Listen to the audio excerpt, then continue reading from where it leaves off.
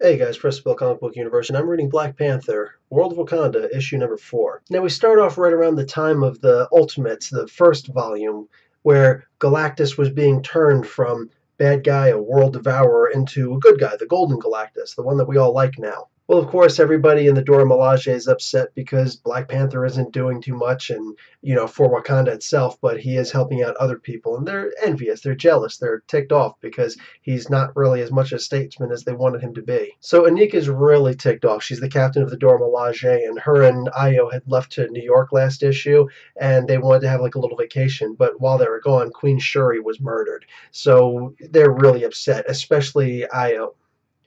Especially Aneka, she's really upset. She's shunning the younger Ayo. And Mistress Zora, who's basically in charge of the Dora Milaje as a whole, she comes to find out that Folami has taken those nanites that we saw last issue also. Now her power, her strength, her intelligence, everything is 3 times what it would normally be. They go and they take a look at the nanites, and she gets really upset. She winds up hitting Mistress Zora and running away, even though she was supposed to stay in Upanga. But one of the main reasons why she got upset is because a girl came in from her village and said that her father, the chieftain, Falami's father specifically, has been stealing girls, taking them and keeping them and doing whatever he wants with them. He's basically a total perv.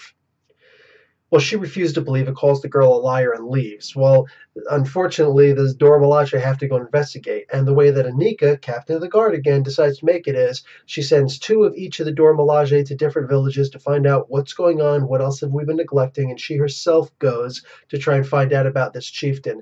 Well, she goes and she finds that not only has been doing exactly what's been said, but some of these women are actually kept in cages downstairs in the basement.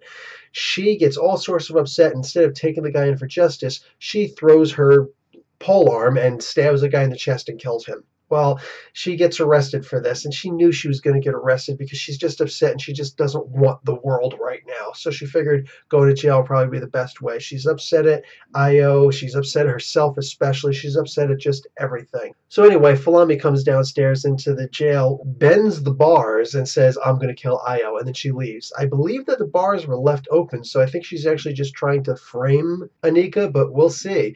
And pretty much that's the end of this story. Anyway, guys, I'm going to give this a B minus. It was a very fun story, and they're focusing on this whole story that is behind the scenes in Wakanda. I love it. So while you get to see already in the major line of comics what the Black Panther is doing, what's happening back at Wakanda? Well, that's what this comic is for. Anyway, guys, Professor Bell, Comic Book University, class dismissed.